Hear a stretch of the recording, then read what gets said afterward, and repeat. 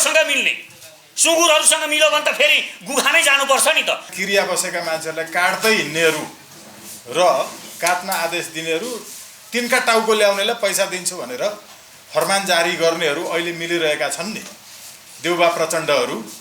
यस्तो अप्राकृतिक मिलनका कारण बिग्रिएको हो र धेरै मिल्नु देशका लागि घातक छ। पुराना पार्टी, परम्परागत पार्टीहरूले लुट्नसम्म यो देश लुटे, अब मैले पनि लुट्न पाउनुपर्छ भनेर खोलिएका पार्टीहरू वैकल्पिक शक्ति हुँदैनन्। पुरानाहरूलाई मटियामेट गर्ने, धुलिसात गर्ने, धुलीकृत गर्ने, बढाएर र फाल्ने कामका लागि नेतालाई चाहिँ मन नपर्ने, जनतालाई चाहिँ मनपर्ने विचार लिएर आउने। यसैले जनतालाई मनपर्ने, नेतालाई मन नपर्ने विचार हामी बोकेर हिँडिरहेका छौँ। प्रचण्डको जस्तो म राष्ट्रपति हुन्छु भनेर आफूलाई केन्द्रमा राखेर प्रत्यक्ष निर्वाचित राष्ट्रपति भनेर यो देश जोडिँदैन। यो देश जोडिनको लागि मैले भनेको छु, सर्व पहिचानवादको नीति ल्याउनुपर्छ। पुरानाहरूलाई अन्त्य गर्नु छ, नयाँ भन्दैमा त्यही एमसीसी को समर्थन गर्ने, एसपीपी को समर्थन गर्ने, यस्तो राष्ट्रघाती नागरिकता अध्यादेशको तपाईको चाहिँ समर्थन गर्नेहरूको पक्षमा हामी नयाँ भन्ने नामले मात्रै कहिलेकाहीँ झुकिएर बोलिरहेका हुन्छौँ कि त्यसलाई पनि पुनर्विचार गरौँ। आफूलाई केन्द्रित राखेर हेर्ने एउटा व्यक्ति अनि स्वतन्त्र उम्मेदवार भनेर यो देशका जनतालाई बेवकुफ बनाउन खोजिरहेको छ। ढोलामा पार्टी बोकेर हिँड्नुभयो, अब पार्टी बनाउँछु म वैकल्पिक शक्ति हुँ भनेर त्यस्ता वैकल्पिक शक्ति हुँदैन। भ्रष्टाचार गर्न नपाएर, चोर्न नपाएको झ्वाकमा म इमान्दार हुँ भन्न मिल्दैन।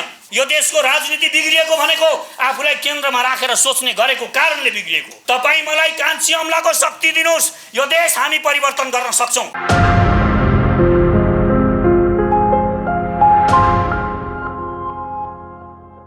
टाउको लिएर आऊ र झोलामा पैसा लिएर जाऊ भनेर आदेश दिनेहरू र टाउको गिड्दै हिँड्नेहरू, संस्कृति परम्परा अनुसार क्रिया बसेका मान्छेहरूलाई काट्दै हिँड्नेहरू र काट्न आदेश दिनेहरू, तिनका टाउको ल्याउनेलाई पैसा दिन्छु भनेर फरमान जारी गर्नेहरू अहिले मिलिरहेका छन् नि, देउबा प्रचण्डहरू। यस्तो अप्राकृतिक मिलनका कारण बिग्रिएको हो र धेरै मिल्नु देशका लागि घातक छ। र यो घातक प्रकृतिको मिलाइका विरुद्ध पुरानाहरूलाई मटियामेट गर्ने, धुलिसात गर्ने, धुलीकृत गर्ने, बढाएर र फाल्ने कामका लागि साँच्चै लोकतन्त्रमा विश्वास गर्ने, साँच्चै गणतन्त्रमा विश्वास गर्ने, वंशवादका विरुद्ध उभिने, राइट टु रिकल र रिजेक्टका पक्षमा खरो ढङ्गले उभिने, नेतालाई चाहिँ मन नपर्ने, जनतालाई चाहिँ मनपर्ने विचार लिएर आउने। जस्तो कि नेतालाई बहिष्कार गरेको मन पर्दैन, जनतालाई बहिष्कारको अधिकार, राइट टु रिजेक्ट चाहिएको छ। पदमा पुगिसकेपछि त्यहाँबाट फिर्ता बोलाएको नेतालाई मन पर्दैन, जनतालाई त्यही चाहिएको छ। यसैले जनतालाई मनपर्ने, नेतालाई मन नपर्ने विचार हामी बोकेर हिँडिरहेका छौँ। राइट टु रिकल रिजेक्ट सहित आजभन्दा 12 वर्ष अगाडिदेखि एमसीसी को विरुद्धमा उभिने, एसपीपी को विरुद्धमा उभिने, राष्ट्रघाती नागरिकता अध्यादेश जो अहिले छलछाम तन्त्रबाट जम्मा 23 जनाले पास गरेको नाटक गरे, यसको विरुद्धमा उभिनेहरूको एकता जरुरी छ।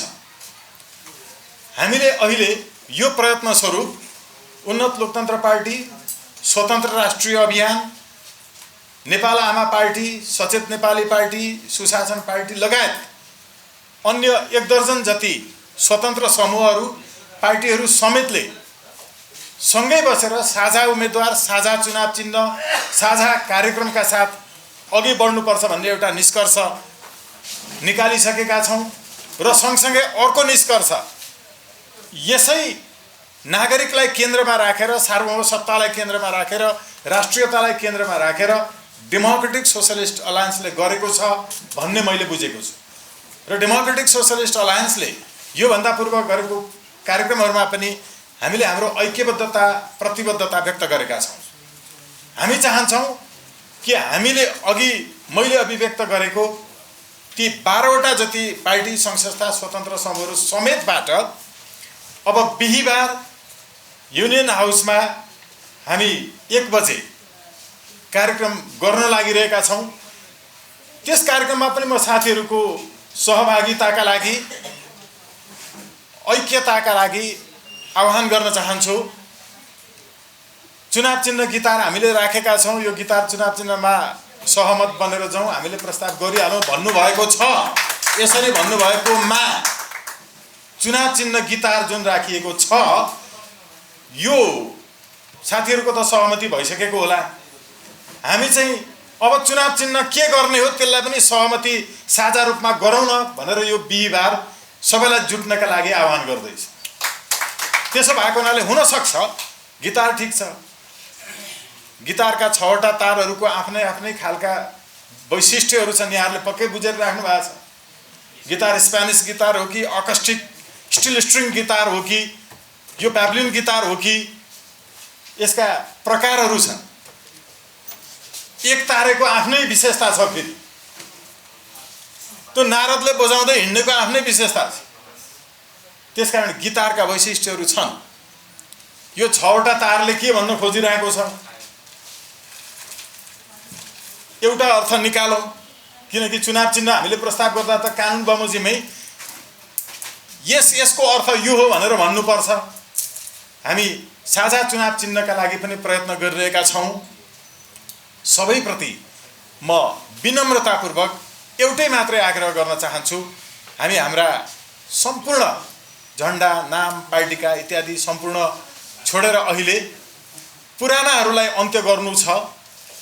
नयाँ भन्दैमा त्यही एमसीसीको समर्थन गर्ने, एसपीपीको समर्थन गर्ने, यस्तो राष्ट्रघाती नागरिकता अध्यादेशको तपाईँको चाहिँ समर्थन गर्नेहरूको पक्षमा हामी नयाँ भन्ने नामले मात्रै कहिलेकाहीँ झुकिएर बोलिरहेका हुन्छौँ कि त्यसलाई पनि पुनर्विचार गरौँ। अघिल्लो पुस्ताका केपी ओलीज्यूहरू लगायत शेरबहादुर देउबाज्यूहरू, महन्त ठाकुरज्यूहरूलाई गाली गरिरहन पनि जरुरी छैन। उहाँहरूले आफ्नो योग्यता, क्षमता, दक्षता, त्यति बेलाको ज्ञान अनुसार सक्ने जति गर्नुभयो। यहाँ उपस्थित कसैले पनि हाम्रो घरमा बुढा हजुरबुवाहरू, हजुरआमाहरू हुनुहुन्छ भने उहाँहरूले काम लगाउनु हुन्न होला। तपाईँले काम लगाउनु भयो भने तपाईँ निर्मम हुनुहुन्छ, निर्दयी हुनुहुन्छ, अमानवीय काम गर्नुभएको अर्थ लाग्छ। त्यसैले उहाँहरूलाई हामीले सेवा गरौँ, उहाँहरूलाई रेस्ट गर्न दिउँ, उहाँहरूले अहिलेसम्म गर्नुभएको काममा धन्यवाद ज्ञापन गरौँ र घरमा बुढाबुढी, बुवा हजुरबुवाहरूलाई काम नलगाइकन पौष्टिक पदार्थ खुवाएर राखे जस्तो राखौँ। अब उहाँहरूबाट सम्भावना छैन। यसो भएको हुनाले उहाँहरूले गरिजतेका कामहरूको पनि हामी प्रशंसा नै गरौँ। र केही साथीहरू छुट्नु भएको छ, केही साथीहरू बाहिर हुनुहुन्छ, केही साथीहरूलाई हामीले संस्थागत रूपमा, वैयक्तिक रूपमा कार्यक्रमहरू गरेर भेटघाट गरेर सँगै जानका लागि आह्वान गरेका छौँ। अझै धेरै साथीहरू हुनुहुन्छ, नयाँ नै दलहरू खोलेर आउनुहुनेहरू हुनुहुन्छ, उहाँहरूलाई पनि हामी आह्वान गरौँ। हामीले त गरेका नै छौँ। यो 4वटा दलले अघि हामीले भनेका थियौँ, हाम्रो त्यहाँ एउटा समिति छ, समितिले पनि कुरा गरिरहेको छ। सबैलाई एकजुट बनाएर अगाडि जानका लागि हामी आफ्नो ठाउँबाट भूमिका खेलौँ। जम्मामा पुरानाहरूलाई अन्त्य गरौँ, नयाँ, साँच्चैका नयाँ विचारसहितका नयाँलाई अगाडि बढाउनका लागि हामी आह्वान पनि गर्दछौँ। अब यो चुनाव चिन्हका सवालमा चाहिँ बिहिबारको दिन गिटारै हुने हो कि अथवा अन्य केही हो, हामीले त प्रस्ताव गरिहालेका छैनौँ। बिहिबार एकचोटि भेला हुनका लागि म आह्वान गर्छु। यो असाध्यै राम्रो हुनेछ। यसमै सहमति भयो भने पनि समस्या छैन, अर्को कुनैमा भयो भने पनि समस्या छैन। तर एउटै कुरा हाम्रो डेमोक्रेटिक सोसलिस्ट अलायन्सका अध्यक्ष सीबी गहतराज्यूलाई नै हेरेर भनिरहेकै हो। वास्तवमा म विनम्रतापूर्वक आह्वान गर्छु, आग्रह गर्छु, बिहिबारका दिन एउटा ऐक्यता कायम गरौँ र अगाडि बढौँ। धन्यवाद। साँच्चै भन्ने हो भने यो अलायन्ससँग गोरु बेचेको साइनो पनि छैन। अब यो साइनो कहाँबाट निकाल्न सकिन्छ कि भनेर हामी पनि उपस्थित भएका छौँ। सम्बन्ध स्थापित गर्न सकिन्छ कि कसरी जान सकिन्छ भनेर अहिलेसम्म मलाई चाहिँ यो पार्टीबाट यसरी है छलफल चलाउँ भनेर कुनै पनि त्यस्तो आसूचना आएको मलाई थाहा छैन। आज बोलाउनु भएको छ, यहाँ सबैलाई धेरै धेरै धन्यवाद छ। यो देशमा अहिले के भइरहेको छ भने वैकल्पिक शक्तिको नाममा एउटा गफाडी विदेशी दलाल, एउटा पार्टी, एउटा द्रव्य पिचास, एउटा यो अभियान ग्रुप, अनि एउटा बदमास आफूलाई सेल्फ सेन्टर, आफूलाई केन्द्रित राखेर हेर्ने एउटा व्यक्ति अनि स्वतन्त्र उम्मेदवार भनेर यो देशका जनतालाई बेवकुफ बनाउन खोजिरहेको छ। यहाँ वैकल्पिक शक्ति तपाईहरुले स्थापित गर्ने, हामीले वैकल्पिक शक्ति स्थापित गर्ने हो भने के मापदण्ड हुनुपर्छ, के हुनुपर्छ, यो पहिला भेरिफाई हुनुपर्छ। अनि मात्र वैकल्पिक शक्ति तपाईलाई गफ गर्न आउँछ, 2-4 पैसा गोजीमा छ, एउटा गाडी पनि राम्रो किन्नु भएको छ, विचारधारा केही छैन, गफाबाजी लाउनु भयो, झोलामा पार्टी बोकेर हिँड्नु भयो, अब पार्टी बनाउँछु म वैकल्पिक शक्ति हुँ भनेर, त्यस्ता वैकल्पिक शक्ति हुँदैनन्। पहिलो कुरा यो बुझ्न जरुरी छ। ठुला पार्टीहरूलाई चुनौती दिन्छु, बुढाहरूले खराबी गरे, अब बुढाहरूले लुट्नुसम्म यो देश लुटे, पुराना पार्टी परम्परागत पार्टीहरूले लुट्नसम्म यो देश लुटे, अब मैले पनि लुट्न पाउनुपर्छ भनेर खोलिएका पार्टीहरू वैकल्पिक शक्ति हुँदैनन्। यो पनि बुझ्न जरुरी छ। वैकल्पिक शक्ति हुनको लागि के चाहिन्छ, के हुनुपर्छ, के गरेपछि वैकल्पिक शक्ति हुन्छ, त्यो कुरा बुझ्न जरुरी छ। भ्रष्टाचार गर्न नपाएर, चोर्न नपाएको झ्वाकमा म इमानदार हुँ भन्न मिल्दैन। उनीहरूले चोरे, मैले चोर्न पाइनँ, अब म चाहिँ इमानदार छु किनभने मैले चोरेको छुइनँ भने। अवसर पायो भने तिमी चोर्छौ कि चोर्दैनौ, पहिला त्यो कुरा भेरिफाई हुनुपर्छ। सिस्टम तिमीले त्यो बनाएको छौ कि छैनौ तिम्रो पार्टीमा, त्यो हुनुपर्छ। अनि मात्र तिमी वैकल्पिक शक्ति हुन सक्छौ। नत्र चोर्न नपाएर, बलात्कार गर्न नपाएर सदाचारका कुरा गर्नेहरू, त्यस्ता मानिसहरूदेखि सावधान हुनुपर्छ। सबै वैकल्पिक शक्ति होइनन्। यदि वैकल्पिक शक्ति हो, यो देश तपाईँ साँच्चै नै बनाउन चाहनुहुन्छ, यो देशप्रति मेरो जिम्मेवारी छ, म देशका नागरिकप्रति, त्यो चप्पल खुट्टामा चप्पल नभएका नागरिकहरूको लागि, भोको पेटका लागि र आङमा लुगा नभएका ती तमाम नागरिकहरूको लागि मैले राजनीति गरेको हुँ भन्ने भित्र भाव छ, मातृभूमिप्रति प्रेम छ भने तपाईले अनि मात्र तपाईले राजनीति गर्नुको कारण तपाईको उपदेयता त्यहाँ मात्र खुल्छ। अनि मात्र तपाईँ राजनीतिमा आएको साकार हुन्छ। केवल गफ लडाउनको लागि, पत्रकारहरूलाई आफ्नो भाइरल हुनको लागि, केही कुराहरू गर्नको लागि मात्र होइन। त्यसकारण विचार गर्न जरुरी छ, किन तपाईँ राजनीति गर्दै हुनुहुन्छ अनि किन मिल्ने, पहिलो यो कुरा पनि जरुरी छ। मिल्न त मिल्ने, कोसँग मिल्ने? सुँगुरहरूसँग मिल्यो भने त फेरि गुखा नै जानुपर्छ नि त। त्यसले आइडियोलोजी के लिएर आएको छ? सुँगुरको आइडियोलोजी लिएर आएको छ कि भोलि यस्तै यिनै पुराना पार्टीहरूका 70 वर्षसम्म यिनीहरू मिलिरहेका छन् त, मिलेर देश लुटिरहेका छन् त, अब फेरि हामी किन मिल्नु पर्यो? यो कारण पहिला खोज्नुपर्छ। विदाउट रिजन तपाईँ मिल्नुभयो भने तपाईँ मिल्नुको सार हुँदैन। त्यसकारण मिल्नको कारण खोज्नुपर्छ। के कारण र किन मिल्ने हो यो कुरा पत्ता लगाउनुपर्छ। राम र रावणको लडाईँ तपाईले थाहा पाउनु भएको छ, इतिहासमा तपाईले पढ्नु भएको छ। रामले जिते, रावणले हारे। रावणले हारेपछि यो रावणबाट त केही ज्ञान लिनुपर्छ। जाऊ लक्ष्मण, तिमी गएर सोध के हो, तिमी मर्ने बेलामा यिनले केही उपदेश दिन्छन् तिमीलाई जुन हामीलाई काम लाग्छ भनेर लक्ष्मणलाई पठाएछन् रामले पठाइसकेपछि अनि तिमी एउटा कुरा बुझ, तिमी रामको त्यो हारेको छ भनेर रावणको सिरानपट्टि गएर बस्ने होइन, तपाईँ तलपट्टि खुट्टापट्टि बस्नु तिमी भनेर रामले हराउनु भयो।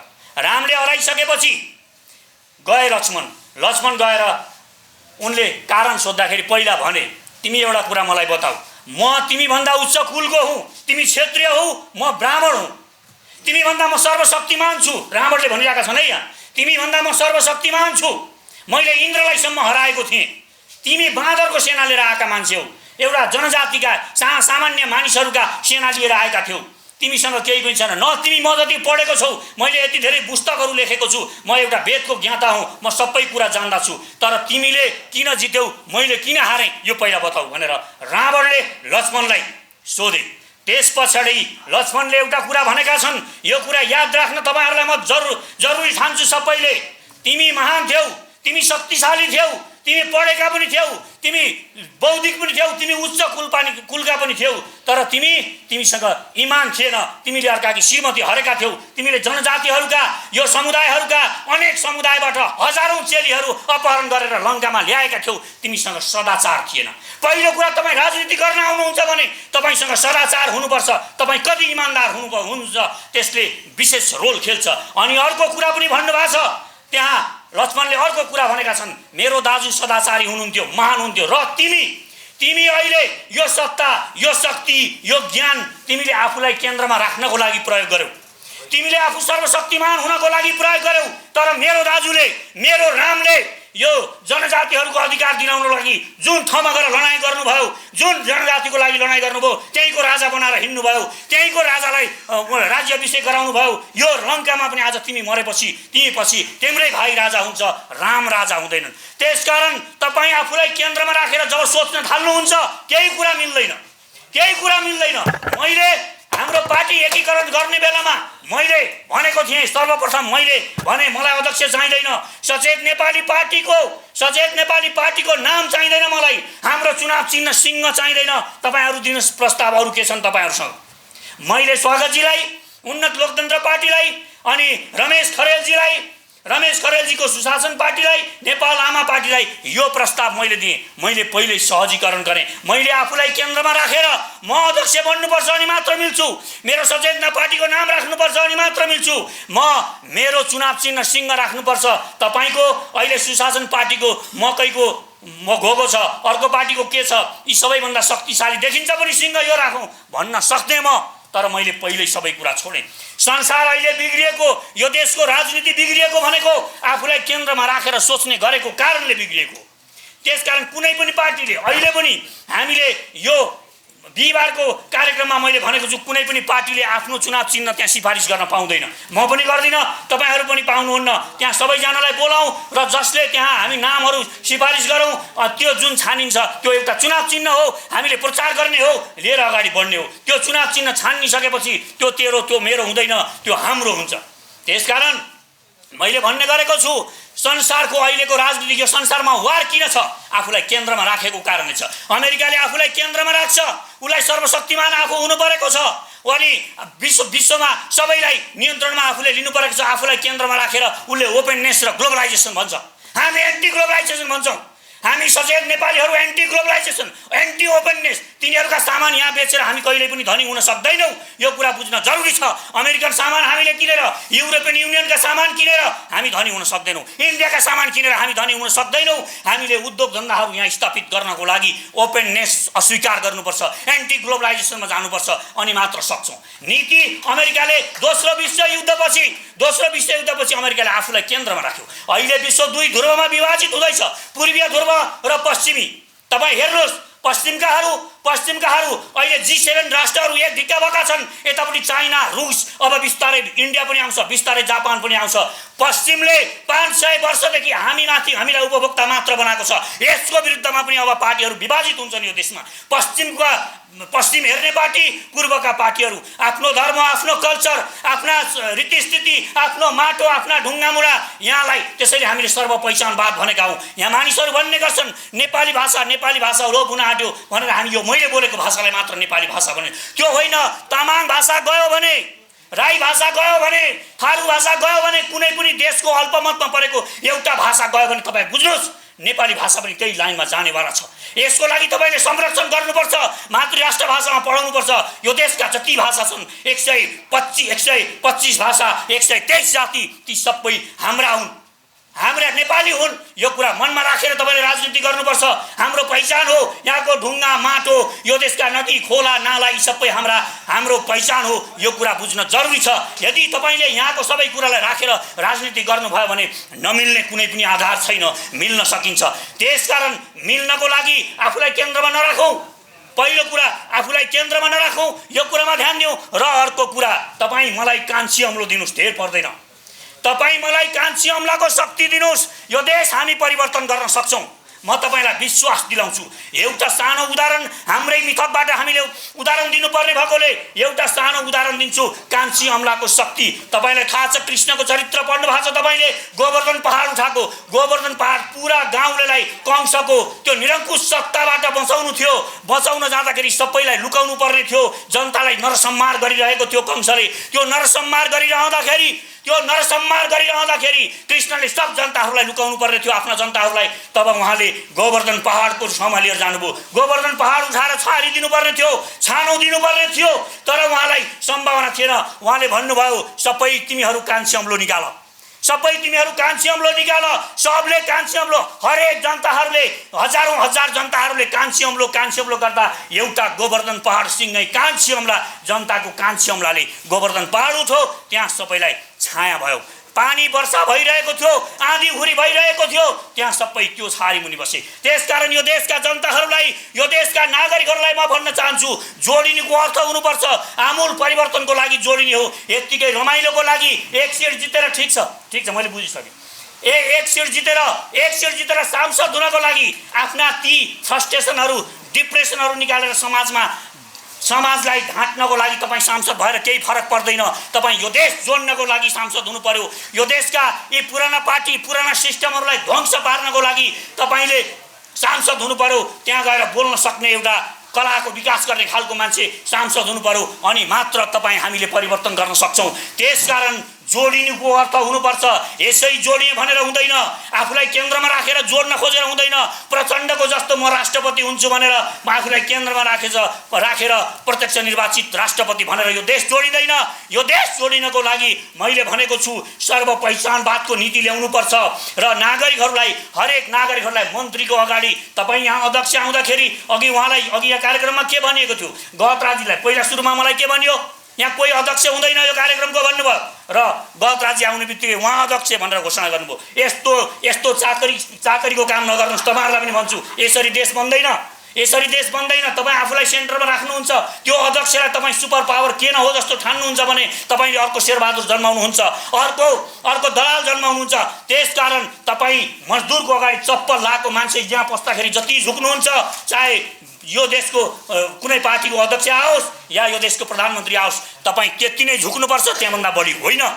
यो कुरा बुझौँ र मिल्नको लागि छाती खुला गरौँ। छाती खुला राखेर कति कुरा म अलिकति कठोर कुरा पनि गर्छु। मेरा कुराहरू मानिसलाई मन नपर्न सक्छन् र मलाई धेरै कम मान्छेहरूले बोलाउने गर्छन् किनभने डराउँछन् यसले भण्डाफोड गर्छ होला भनेर। त्यसकारण म साथीहरूलाई भन्न चाहन्छु मिल्नको लागि मिल्ने पोइन्ट के हो म त्यो खोजौँ। ती जनताहरू हुन्, ती नागरिकहरू हुन्। यो देश हो, यो देशको राष्ट्रियता हो। हामी नेपालीहरूले यो बुझ्नुपर्छ। यो देशको सार्वभौम सत्ता र अखण्डता जाँदैछ, यो चाँडै नै जाँदैछ। त्यसकारण हामी सबै मिलेनौँ भने यो देश ध्वस्त हुनेवाला छ। यसमा ध्यान दिउँ। यो देशको सार्वभौम सत्ता जानेवाला छ। यो ध्यान दिएर अगाडि बढ्यौँ भने हामी सफल हुन्छौँ र वास्तवमै हामीले चाहेको जस्तो यो देश समृद्ध र शक्तिशाली देश बनाउन सकिन्छ। मैले बारम्बार भनेको छु यो देश शक्तिशाली नबनाइकन, यो देशको सेनालाई शक्तिशाली नबनाइकन यो देशमा कुनै पनि नेताको आत्मविश्वास आउँदैन। तपाईँ मोदीसँग जाँदा होस् या बाइडेनसँग जाँदा होस्, तपाईँ एउटा पिउन जस्तो कर्मचारी जस्तो देखिनुहुन्छ किनभने तपाईँको शिर आत्मविश्वासले अगाडि माथि उठ्दैन। तपाईँको देशको सेना शक्तिशाली छैन भने तपाईँ इमिग्रेसनमा जानुहोस्। यहाँका कति मान्छेहरू जानुभएको होला विदेश घुम्न। तपाईँहरू त्यो इमिग्रेसनमा गइसकेपछि तपाईँको हैसियत थाहा हुन्छ, तपाईँको देशको हैसियत थाहा हुन्छ। आफ्नो देशको हैसियत उठाउने यी नाकामहरूले यी गद्दारहरूले गरेन भने हामी पनि स्वार्थको राजनीति नगरौँ, त्योभन्दा माथि उठौँ। परिवर्तन सम्भव छ। यो दुनियाँमा असम्भव केही पनि छैन। हामी परिवर्तन गर्न सक्छौँ। परिवर्तनको सम्भाग हामी नै बन्न सक्छौँ। सङ्कीर्णता छोडौँ। हामीले मान परिवर्तन यो देशमा गर्न सक्छौँ। म तपाईँहरूलाई विश्वास दिलाउँछु। कान्छी अम्लो सबले निकाल्नुहोस् र परिवर्तन सम्भव छ भन्नुहोस्। जय सचेत नेपाली। धन्यवाद। नेपाली जनताले चाहिँ के को विकल्प चाहिरहेका छन्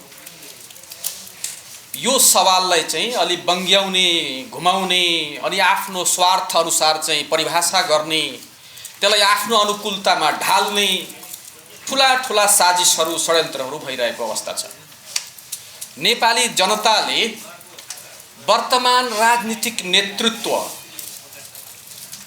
जो पटक पटक सत्तामा गएर पनि शहीदहरूको आकांक्षा अनुसार नेपाली जनताको चाहना, समानताको चाहना, सामाजिक न्यायको चाहना, समानुपातिक समावेशीकरणको चाहना र अग्रगमनको चाहना, समृद्ध नेपालको चाहना, दिगो शान्तिको चाहना र सबै नेपाली समान हुन् भन्ने चाहनालाई पूरा गर्नका लागि वर्तमान राजनीतिक नेतृत्व असफल भएको छ।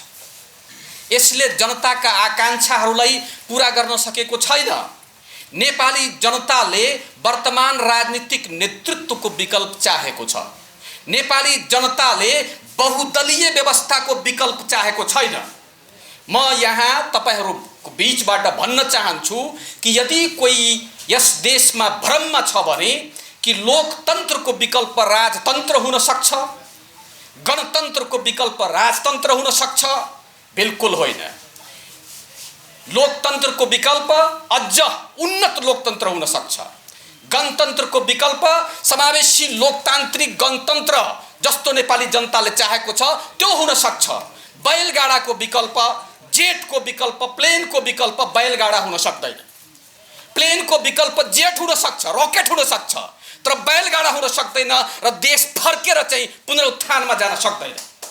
त्यस कारणले म यहाँ यो भ्रमलाई चिर्दिन चाहन्छु। यसै कसैले यो मुलुकलाई फेरि कुनै न कुनै रूपमा राजा ल्याउने, कुनै न कुनै रूपमा धर्मनिरपेक्षता समाप्त गर्ने, संहिता खारेज गर्ने, जनताको अधिकार हजारौंले दिएको बलिदानपछि ल्याएको चाहिँ समावेशी लोकतान्त्रिक गणतन्त्रलाई समाप्त पार्ने षड्यन्त्र गर्छ भने त्यो दिवास्वप्न हो र त्यसको विरुद्धमा नेपाली जनता फेरि सशक्त रूपमा उभिनेछन्। त्यस कारणले हामीले चाहिँ यहाँ विकल्प चाहेको छ। नेपाली जनतालाई हामीले विकल्प दिन सक्नुपर्छ। म सीबी गहतराज लगायत सम्पूर्ण उहाँको टिमलाई धन्यवाद दिन चाहन्छु। हामी विकल्प दिन चाहन्छौँ के का लागि? समावेशी लोकतान्त्रिक गणतन्त्रका लागि। हामी विकल्प दिन चाहन्छौँ भ्रष्टाचारको नियन्त्रणका लागि। हामी विकल्प दिन चाहन्छौँ सुशासनका लागि। हामी विकल्प दिन चाहन्छौँ अझ बलियो संहिताको लागि, समावेशी लोकतन्त्रको लागि हामी विकल्प दिन चाहन्छौँ। अहिले पनि संविधानमा केही बुँदाहरू जुन नेपाली जनताका चाहनाहरूलाई पूरा गर्न सकेका छैनन्, नेपाली जनताले अहिले पनि आफूलाई समान अनुभूति गरेको छैन, कतिपयले पहिचान पाइरहेका छैनन्, त्यस्ताहरूलाई संविधानको संशोधन हुन्छ कि पुनर्लेखन गरेर हुन्छ। जब हामी मोर्चा बनाएर बहुमतमा आउँछौँ भने त्यो जनताको सपना पनि साकार गर्नेछौँ। नेपाली जनता समान हुन् र सबैले अधिकार पाउनुपर्छ। जबसम्म नेपाली जनताको समानता हुँदैन तबसम्म दिगो शान्तिको सपना देख्न सकिँदैन। जबसम्म नेपाली जनताले पहिचान पाउँदैनन् तबसम्म यो मुलुकले आर्थिक प्रगति गर्न सक्दैन, किनभने यसको लागि राजनीतिक स्थिरता चाहिएको छ र राजनीतिक स्थिरता तबसम्म हुन सक्दैन जबसम्म जनता अधिकार सम्पन्न बन्दैन। त्यस कारणले हामीले त्यस्तो मोर्चाको आवश्यकता खोजेका छौँ। नेपाली जनताले त्यस्तो विकल्प चाहेको छ। यो हाम्रो काँधमा जिम्मेवारी हो। कमरेड प्रचण्डले, कमरेड माधव नेपालजीले, कमरेड केपी ओलीजीले, शेरबहादुर देउबाजीले उहाँहरूले केही गर्नु भएन भन्ने कुरा पनि गलत हो। उहाँहरूले यो मुलुकलाई एउटा संविधान दिनुभएको छ जो पहिलेको संविधानमा तुलनात्मक रूपमा ठिक छ, राम्रो छ। यो देशले प्रगति गरेको छ। यो देशले विभिन्न किसिमका सामन्तवादको अवशेषहरूलाई समाप्त पारेको छ। यो देशले एकल धार्मिक, एकल जातीय, एकल सांस्कृतिक सत्तालाई तोड्ने प्रयास गरेको छ। त्यस कारणले यो मुलुक अगाडि बढेकै हो, एक कदम अगाडि बढेको हो। तर केही कुराहरू थप्नु पर्ने छ। अब उहाँहरूलाई धन्यवाद दिँदै अब उहाँहरूले पनि अब समाजवाद ल्याउनुहुन्छ, साम्यवाद ल्याउनुहुन्छ। अब उहाँहरूले चाहिँ नेपालमा चाहिँ संहिताको एउटा राम्रो मोडल ल्याएर अगाडि बढाउनुहुन्छ। उहाँहरूले सबै देशलाई आर्थिक समृद्धि दिनुहुन्छ भन्ने यदि अहिले पनि हामी सोध्छौँ भने यो हाम्रो गल्ती हो, उहाँहरूको होइन। यो मुलुकले पटक पटक ड्राइभर चाहिँ अयोग्य पाएको छ। यो गाडी खराब होइन, गाडी धेरै राम्रो छ, गाडीमा एसी छ, जनताले चाहेअनुसारको सबै चिज राखिएको छ, तर ड्राइभर चाहिँ गलत भए दिएर एक्सिडेन्ट भएको छ, दुर्घटना भएको छ। ड्राइभर चेन्ज गर्ने हो, गाडीलाई आगो लगाउने हो त? त्यस कारणले हामी ड्राइभर परिवर्तन गर्न चाहन्छौँ, नेपाली जनता परिवर्तन गर्न चाहन्छ। हामी चाहिँ यहाँ बसेकाहरू योग्य ड्राइभर छौँ कि छैनौँ, कि हामी पनि पल्टाइदिने खालका छौँ? त्यो चाहिँ हामीले आफ्नो हेर्नुपर्नेछ। कस्तो हामी छौँ? नेपाली जनताका ती चाहनाहरू, शहीदहरूका ती चाहनाहरू, आमूल परिवर्तनका चाहनाहरू, समानता र सामाजिक न्यायका चाहनाहरू, यो पुरा हामी गर्न सक्छौँ कि सक्दैन? यो देशलाई एउटा राजनीतिक स्थिरता, आज हाम्रो छिमेकी देशहरू भारत र चाइना आज संसारको सुपर पावर, आर्थिक सुपर पावर बन्न गइरहेका छन्। हामी किन पछि पर्यौँ? आखिर स्वतन्त्रताको टाइम त एउटै छ, थोरै समय अन्तर छ। भारत स्वतन्त्र भएको अङ्ग्रेजहरूबाट, चाइना चाहिँ त्यहाँका निरङ्कुशहरूबाट। हामी पनि त्यही कार्यकालमा चाहिँ स्वतन्त्र भएको स्थिति छ, राजनीतिक परिवर्तन आएको अवस्था छ। त किन हुन सकेन त? के कारण थियो? एउटै कारण थियो कि यहाँ राजनीतिक स्थिरता हुन दिइएन, राजनीतिक स्थिरता हुन सकेन। कहिले राजा आउने, फेरि त्यसलाई हामीले भगाउने, फेरि ऊ अर्को आउने, फेरि उसको छोरा आउने, उसले कु गर्ने, फेरि उसको विरुद्धमा सङ्घर्ष गर्ने। नेपाली जनता 70 वर्षदेखि यही गरिराखेको अवस्था छ। त्यस कारणले यहाँ राजनीतिक स्थिरताको आवश्यकता छ। हामी नयाँ मोर्चा बनाएर नेपाली जनतालाई राजनीतिक स्थिरता दिन्छौँ। त्यसको रोड म्याप छ हामीसँग, त्यसको प्लानिङ छ हामीसँग। त्यस कारणले आज यहाँ बसेका हाम्रा जिम्मेवार राजनीतिक दलका साथीहरू छातीमा हात राखेर केही मतभिन्नताहरू हुन सक्छन्, तर गठबन्धन चाहिँ प्राकृतिक नै हुनुपर्छ। अप्राकृतिक मेलमिलाप चाहिँ ठिक हुँदैन भन्ने कुरा यसमा म पनि सहमत छु हैन। दीर्घकालीन रूपमा तीनटा प्रस्ताव छ यहाँ हेर्नुस्। एउटा राजनीतिक दलहरू बीच चाहिँ एकता। अब सबै विचार मिलेकाहरू दुईटा पार्टी किन चाहियो, दुईटा अध्यक्ष किन चाहियो? पार्टी एकता नै गरिहाल्यो।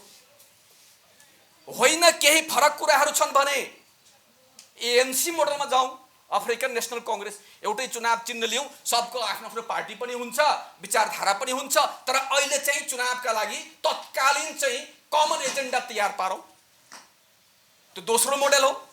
तेस्रो मोडेल हो कि चुनावी मोर्चा बनाऊँ, चुनावी तालमेल गरौँ हैन, एकअर्कालाई सघाउँ, त्यो तेस्रो मोडल हो। मजाले बनेर जान सक्छ यदि हामीहरू सक्षम छौँ, इमानदार छौँ। नेपालको आजको आवश्यकता भनेको नेपाली जनतालाई राजनीतिक विकल्प दिनु हो। त्यो दिन हामी सक्षम छौँ कि छैनौँ, हामी त्यसमा मतलब योग्य छौँ कि छैनौँ, त्यो जिम्मेवारी हाम्रो काँधमा आएको छ। हामीले महसुस गरेका छौँ कि नेपाली जनतालाई एउटा सक्षम, योग्य, भरपर्दो विकल्प दिउँ हैन। त्यसको लागि आजको चुनौती हो र यस चुनौतीको उत्तर आजको यो अन्तर्क्रियाले दिनेछ भन्ने विश्वासका साथ म फेरि पनि नेपाली जनताले एउटा उन्नत विकल्प, राजनीतिक विकल्प पाउनुहुन्छ भन्ने विश्वासका साथ आफ्नो मन्तव्य यही टुङ्ग्याउन चाहन्छु। धन्यवाद।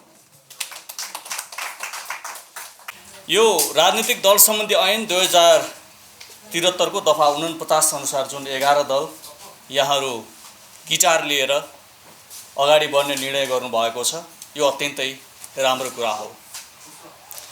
वास्तवमा यो देशमा प्राकृतिक रूपमा भन्दा पनि स्वार्थका रूपमा गठबन्धनहरू बनिरहेका छन्, त्यो तपाईँ हामीले देखिरहेका छौँ।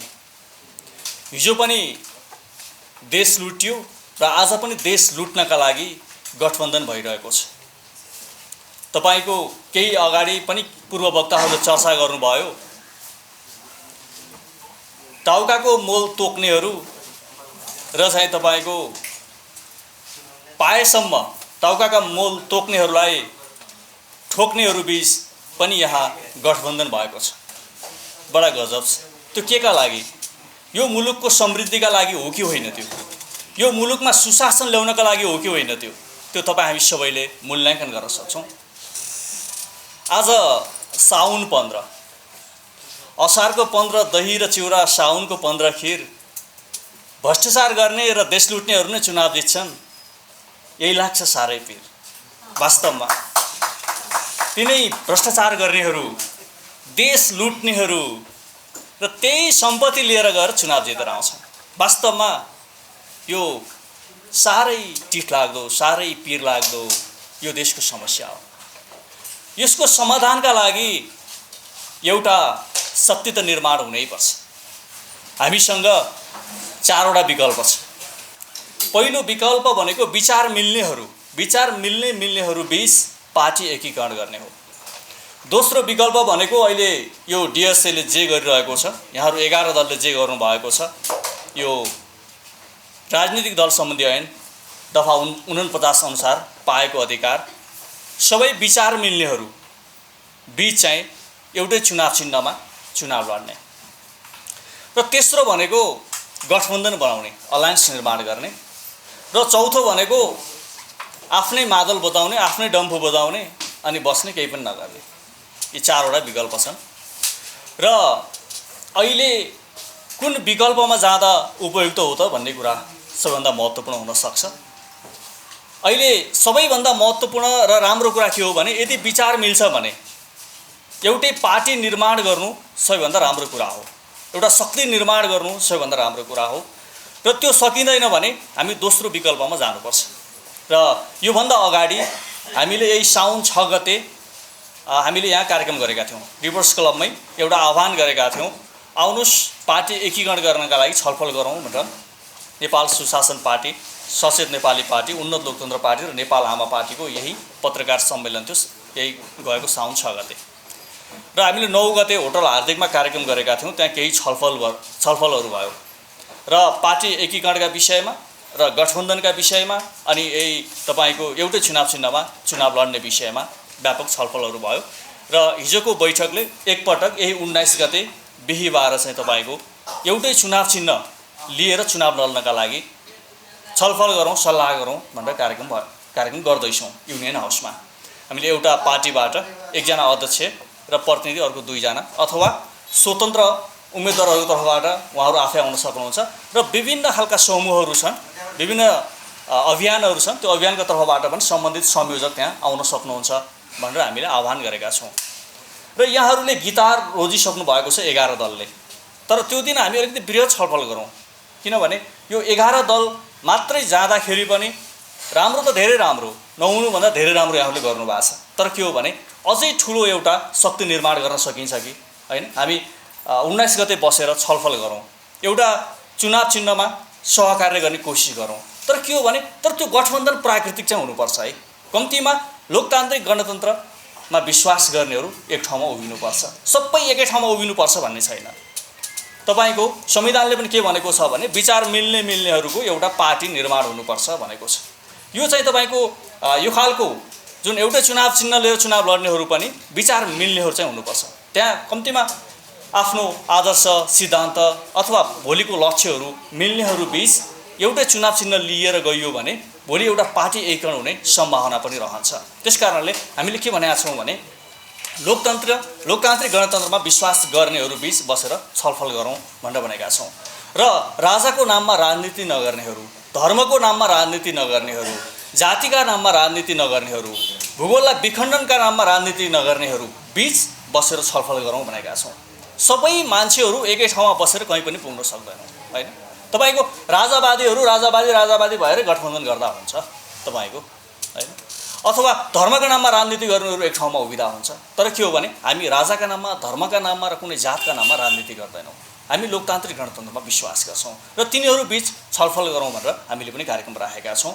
र यो आजको यो कार्यक्रमका लागि यहाँहरूलाई हामी धेरै धन्यवाद दिन चाहन्छौँ। र नेपाल सुशासन पार्टीको महासचिव भएको कारणले गर्दाखेरि यहाँहरूलाई म थोरै नेपाल सुशासन पार्टीका बारेमा म थोरै कुराहरू मात्र राख्छु। नेपाल सुशासन पार्टी वास्तवमा राष्ट्रियता, सुशासन, समृद्धि र नेपालवाद चाहन्छ। र हामी के पनि थप्न चाहन्छौँ भने नेपालवाद चाहनेहरू एक ठाउँमा उभिनुपर्छ। नेपालवाद भनेको के भन्ने लाग्ला, यो देश वास्तवमा अत्यन्तै अघि कुरा गर्नुभयो अन्सारी सरले गइसक्नु भएछ, देश वातानुकूलित नै छ हैन?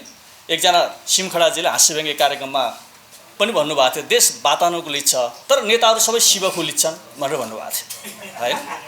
वास्तवमा भएको त्यही नै हो, देश वातानुकूलित नै छ। यो देशमा जल, जमिन, जङ्गल, जडीबुटी, जनशक्ति, हिमाल सबै छ। त्यसको सही ढङ्गले प्रयोग गर्ने हो भने, त्यसको सही ढङ्गले उपयोग गर्ने हो भने यो देश आफै समुन्नत बन्छ, आफै यो देश सबल बन्छ। जब यो देश समुन्नत बन्छ, सबल बन्छ, हामी आफै समृद्ध नेपाली बन्छौँ। यो देशमा वास्तवमा अहिले अघि अन्सारी सरले भने जस्तै यो देशमा के चाहिएको हो त? यो देशमा तपाईको व्यवस्था परिवर्तन गर्नु परेको हो त? यो देशमा त अवस्था परिवर्तन गर्नु परेको हो। त्यो अवस्था परिवर्तन कसरी हुन सक्छ? हामी हेर्न सक्छौँ जहाँ राजासहितको संसदीय व्यवस्था छ त्यो देश पनि सफल छ, जहाँ प्रत्यक्ष निर्वाचित कार्यकारी राष्ट्रपति छ त्यो देश पनि सफल छ, जहाँ प्रत्यक्ष निर्वाचित कार्यकारी प्रधानमन्त्री छ त्यो देश पनि सफल छ। भनेपछि सफल त हुँदो रहेछ त, व्यवस्थापन सही हुने भने सफल त हुँदो रहेछ त। वास्तवमा यो देशले सुशासन खोजिरहेको छ। यदि सुशासन हुने हो भने यो देशमा सबै कुरा छ, यो देश समृद्ध बन्न सक्छ।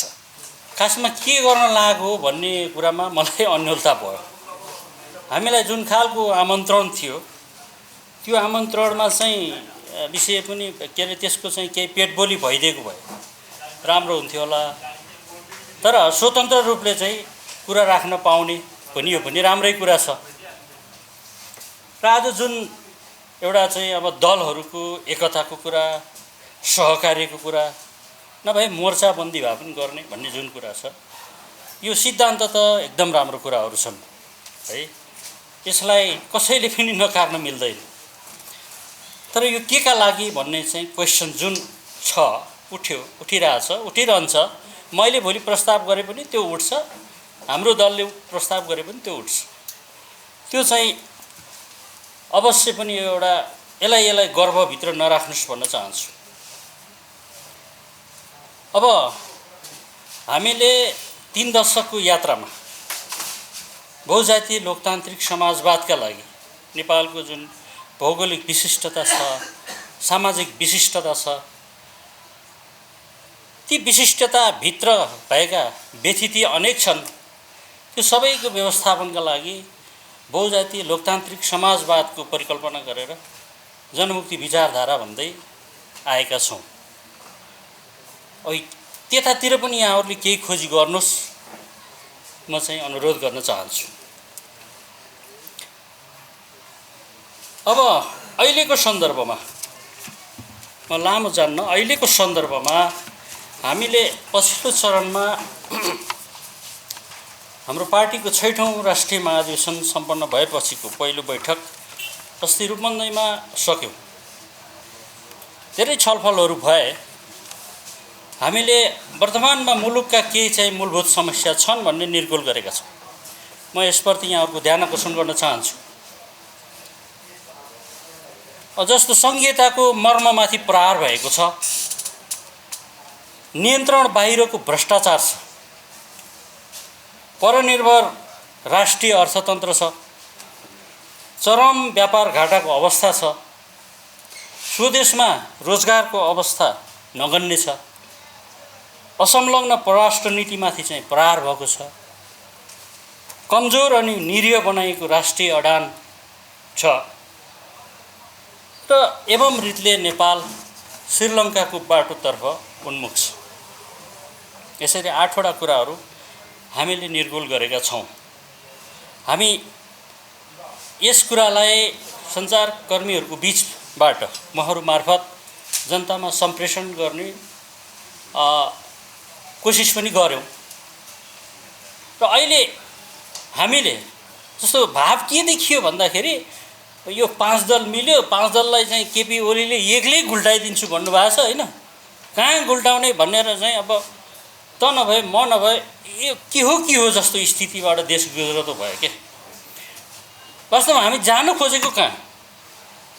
सङ्घीय लोकतान्त्रिक गणतन्त्र देशको उपलब्धि हो कि होइन भन्दा उपलब्धि होइन पनि भनेका छन्। फेरि त्यही उपलब्धिभित्र चाहिँ सांसद खाएर देशको सुविधा खाने कामहरू पनि भएको छ। यो विडम्बना भइराखेको छ क्या। जसलाई वर्तमान उपलब्धि मन पर्दैन, मन नपर्नेहरूले यहाँको संसदभित्र चाहिँ प्रवेश गरेर संसदलाई, सार्वभौम संसदलाई लङ्गडो बनाउने काम गर्नु हुँदैन। यद्यपि सङ्घीयता लोकतान्त्रिक गणतन्त्रको दुहाई दिनेहरूबाट नै सङ्घीयता कमजोर गराइको स्थिति पनि छ होइन। सङ्घीय लोकतान्त्रिक गणतन्त्र जुन भनियो, संविधानमा लेखियो, त्यसको मर्महरू अक्षरशः कार्यान्वयन गर्ने काम भए त? आदरणीय सबै मित्रहरूसँग मेरो यो जिज्ञासा रहन्छ। आज देशमा सङ्घीय लोकतान्त्रिक गणतन्त्र प्राप्त भएपछि अब हुन त बैलगाडा चढेर चाहिँ अमेरिका पुगिन्न भन्ने कुराहरू पनि हामीले धेरै पटक सुन्यौँ। फेरि जनताको तर्फबाट विश्वास गर्ने काम जुन भयो त्यसलाई प्रहार गर्ने काम भयो नि। विश्वासमाथि विश्वासघात गर्ने काम भयो नि। विकासका नाममा होइन, परिवर्तनका नाममा एकपछि अर्को जुन चतुराईपूर्वकको चाहिँ स्थापित हुने जुन चाहिँ अब प्रपञ्च हामी देखिरहेका छौँ, यदि प्राप्त उपलब्धिप्रति उहाँहरूको इमान्दारिता हो भने ऐन नियमहरू बनाउनेमा हाम्रो छलफल हुनु पर्थ्यो हो। सङ्घीयता कार्यान्वयन गर्ने बारेमा ऐन नियम बनाउनेमा हाम्रो छलफल हुनु पर्थ्यो। त्यो त भएको देखिएन। कथित कोरोना महामारी यहाँ आइरहँदा आफ्ना पहुँचमा भएकाहरूले मात्रै चाहिँ कोभिड सुई लाउन पाउनुपर्छ भन्ने जस्तो रवैया देख्न पाइने। देश भूकम्पले चाहिँ छेदविच्छेद हुँदा एउटा तिरपालको लागि हामीले जनताले चुनेर पठाएका चाहिँ प्रतिनिधिहरू लडेर बस्ने, खोसाखोस गर्ने, यो त व्यथिति हामी देखेकै छौँ नि। अब शिक्षा क्षेत्रमा हेर्नुहोस्, तपाईँको चाहिँ स्वास्थ्य क्षेत्रमा हेर्नुहोस्, कहाँ छैन व्यथिति? समाजमा सबै खालका व्यथितिहरू छन् र अर्थतन्त्र जर्जर भएको छ। यो सबैलाई थाहा भएको विषय। तर विषय निर्गोल गरौँ, मोर्चा बनाउनु पर्छ। यसमा दुई मात्र हेर्नु। तर हाम्रो अडान के रह्यो भन्दाखेरि जस्तो भ्रष्टाचारकै कुरा पनि उठ्यो, भ्रष्टाचार मुक्त नेपाल भन्ने कुरा उठ्यो। हामीले सङ्घीय लोकतान्त्रिक गणतन्त्र चाहिँ कमजोर भयो, यसलाई कमजोर पार्ने चाहिँ मूल कडी भ्रष्टाचार हो भनेर देशव्यापी हिँड्यौँ। काठमाडौँमा पनि हामीले चाहिँ हस्ताक्षर सङ्कलनहरू गऱ्यौँ। यही चाहिँ तपाईँको के अरे रत्न पार्कमा, उता चाहिँ चाबिलतिर ठाउँ ठाउँमा हामी गऱ्यौँ। तर त्यो गर्दाखेरि हामीले जुन फिडब्याक पाएका छौँ त्यसले हामीलाई केही होस आएको पनि छ। हाम्रो प्रस्ताव के हो भने ल भ्रष्टाचार मुक्त नेपालै बनाउने हो भने त्यस सम्बन्धमा के गर्ने त? हाम्रो स्पष्ट धारणा छ, प्रस्ताव छ। भ्रष्टाचार देशद्रोह सरको अपराध हो, हामीले यसमा चाहिँ क्लियर हुनुपर्छ। भ्रष्टाचार नियन्त्रण होइन, निर्मूल गर्नुपर्छ हैन। भ्रष्टाचारी जो हो उसलाई चाहिँ देशद्रोही मान्नुपर्छ, राष्ट्रद्रोहको सजाय दिनुपर्छ र त्यो कम्तीमा 20 वर्ष जन्म कैद हुनुपर्छ। त्यो एउटा कुरा छ भने उसले भ्रष्टाचारीले जे जति आर्जन गरेका कुराहरू छन् त्यसलाई राष्ट्रियकरण गर्ने एउटा संविधानमै व्यवस्था गर्नुपर्छ। यो कुरामा हामी सहमत हुन सक्छौँ कि सक्दैनौँ हैन। त्यसकारणले राष्ट्र निर्माणको कुरा जुन उठिरहेको छ यो नराम्रो कुरा छैन, यो राम्रो कुरा छ। तर राष्ट्रिय जनमुक्ति पार्टीको तर्फबाट पनि हामीले राष्ट्र निर्माणका सन्दर्भमा जे जति विषयहरू उठान गर्दै आयो, यद्यपि बहसमा छलफलमा यसको पैरवी गर्ने चाहिँ क्षेत्रहरू दायरा फराकिलो हुन नसकेको होला, तर हामी कोसिस गर्दैछौँ। किन हामी 30 वर्षदेखि मुलुकको जुन चाहिँ विविधता छ, यो विशिष्टता हो, यसको सही व्यवस्थापन लोकतन्त्रले मात्र सम्भव छ भनेर त्यसमै अडेर हामी हिँडिरहेका छौँ। आज साथीहरूले डेमोक्रेटिक सोसलिस्ट एलायन्स बनाएर एकताको जुन खालको एउटा प्रस्ताव र यसमाथि छलफल गर्ने जुन कोसिस गर्नुभएको छ, त्यसका लागि म राष्ट्रिय जनमुक्ति पार्टीको तर्फबाट फेरि पनि धन्यवाद दिन चाहन्छु। र जाँदा जाँदै यो महत्त्वपूर्ण समयमा मैले के कुरा यहाँ अपिल गर्न चाहन्छु भने हामीले प्राप्त उपलब्धिको रक्षा गर्नेमा हामी क्लियर हुनुपर्छ।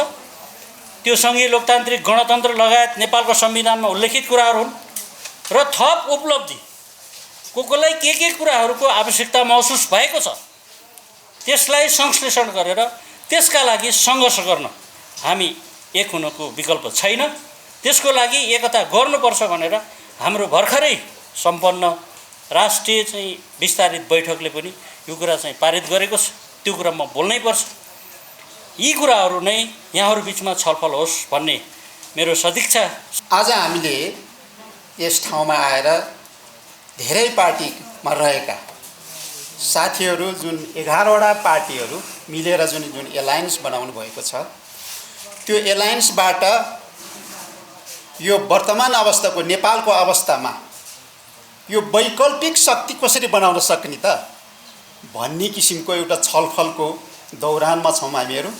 उहाँले त्यस्तो जुन अन्तर्क्रियाहरू गरिराख्नु भएको छ र खास गरिकन नेपालको परिवेशलाई हेर्ने हो भनेदेखि अहिलेसम्म पनि नेपालमा एउटा बहुदलीय व्यवस्था भएको देश हो। यो बहुदलीय व्यवस्था भएको देशमा वर्गयुक्त समाज छ यो देश। त्यसैले यो वर्गयुक्त समाजमा विभिन्न वर्गहरूले आफ्नो वर्ग हितको लागि पार्टीहरू निर्माण गर्छन्, पार्टी गठन गर्छन् र त्यो वर्गले आफ्नो वर्गलाई नै कसरी चाहिँ आफ्नो वर्गलाई फाइदा हुने, राम्रो हुने त्यो किसिमको सोचहरू अगाडि सार्छन्। र त्यस कारणले गर्दाखेरि नेपालमा पनि धेरै पहिलादेखि नै भनौँ न राणाकालीन अवस्थादेखि नै पार्टीहरू जन्मन थालेको छ। र के को लागि जन्म्यो त भनेदेखि त्यस बेलाको आफ्नो वर्ग हितको लागि। किनभने नेपालमा त्यो बेलामा राणाहरूले, शाहहरूले भनौँ न नेपालको सम्पूर्ण आर्थिक, सामाजिक, सांस्कृतिक पक्षमा हस्तक्षेप गरेको थियो, शोषण गरेको थियो र त्यसको विरुद्धमा विभिन्न पार्टीहरू जन्मे हैन। त्यस्तै किसिमले त्यो पार्टीहरूको दौरान हुँदै आउँदाखेरि जस्तै 7 सालको क्रान्तिपछि हामीले एउटा बहुदलीय व्यवस्था पायौँ, पार्टीहरू गठन गर्ने एउटा व्यवस्था पायौँ र त्यो व्यवस्था पछि पनि फेरि त्यसलाई यो दिल्ली सम्झौताको त्यो बेलामा 7 सालको क्रान्ति दिल्ली सम्झौतामा टुङ्गिएको थियो। त्यो दिल्ली सम्झौता भइसकेपछि 8 सालसम्म आइसक्दाखेरि कम्युनिस्ट पार्टीमाथि प्रतिबन्ध लगायो। फेरि प्रतिबन्ध लाग्ने अवस्था आइसकेपछि त्यो बेलामा कमरेड पुष्पलाल भन्ने त्यो कम्युनिस्ट पार्टीको संस्थापक सदस्य हुनुहुन्छ, उहाँले त्यस बेलादेखि नै त्यो बेलामा संयुक्त आन्दोलनको सुरुवात गर्नुभयो। संयुक्त मोर्चाको अवधारणा ल्याउनु भयो 8 सालमा। के को विरुद्धमा, कसको विरुद्धमा भन्दाखेरि राणाहरू त परास्त भइसकेको थियो र पनि त्यसमा एउटा सामाजिक संरचनामा सामन्तहरूले राणाहरूले जुन आफ्नो हैकम थियो त्यो त छोडिसकेको थिएन, परास्त भइसकेको थिएन, आमूल परिवर्तन भइसकेको थिएन। त्यसैले त्यो जनताको अधिकारमाथि हस्तक्षेप गर्न थालेपछि सम्पूर्ण किसान, मजदुर लगायतका विभिन्न प्रजातान्त्रिक जुन पार्टीहरू थिए ती पार्टीहरूको संयुक्त मोर्चा बन्यो र त्यो मोर्चाबाट त्यो बेलाको मातृका प्रसाद कोइरालाको प्रधानमन्त्रीत्वको अब सरकार थियो। त्यो बेलामा त्यो जुन जनताको अधिकारमाथि हस्तक्षेप गर्नेको विरुद्धमा मोर्चा बन्यो र त्यसले केही हदसम्म सफल पनि प्राप्त गर्यो। र त्यस कारणले गर्दाखेरि हाम्रो नेपालको इतिहास हेर्दाखेरि 8 सालदेखि नै यो संयुक्त मोर्चाको अवधारणा आएको छ अगाडि र यस कारणले गर्दाखेरि त्यो संयुक्त मोर्चाको अवधारणा पछि जस्तै पञ्चायती व्यवस्था आइसकेपछि पनि त्यसपछिबाट फेरि संयुक्त आन्दोलनको अवधारणाहरू आयो।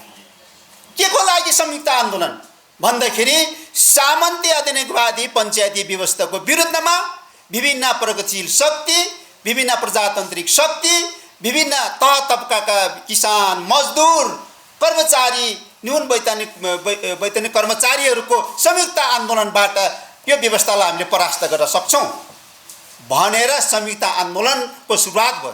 धेरै बेरसम्म त्यो मन्थन गन्थन भएर धेरै वर्ष बित्यो, 30औं वर्ष बित्यो, त्यो संयुक्त आन्दोलन हुन सकेन। 36 सालमा विद्यार्थीहरूले एउटा संयुक्त आन्दोलनको सुरुवात गर्यो।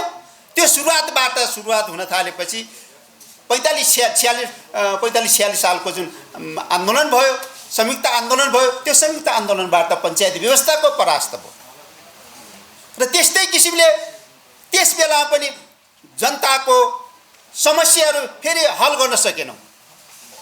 नसकेको अवस्थामा फेरि त्यसमा जनताहरूको आक्रोश भएर त्यो आक्रोशलाई फेरि माओवादीको आन्दोलनले क्याच गर्यो। माओवादी आन्दोलन भयो, हतियारबन्द लडाइँ लड्यो नि, तर त्यो लडाइँले पनि पुरा सामन्त व्यवस्थालाई परास्त गर्न त सकेन, झन् प्रतिगमन भयो। राजाले आफ्नो अधिकार लियो त, फेरि दमन गर्यो त। त्यसकारणले त्यसपछि सम्पूर्ण पार्टीहरू संयुक्त भएर जुन लडे 19 दिनको दिनमा फेरि त्यसलाई परास्त गर्न सक्यो। यसैले यो संयुक्त जुन आन्दोलनको अवधारणा हो त्यो एकदमै बलवान छ। तर हामीले विचार गर्नुपर्ने कुरा यो संयुक्त हुनुको अवस्था के, एलायन्स गर्नुको आवश्यकता के,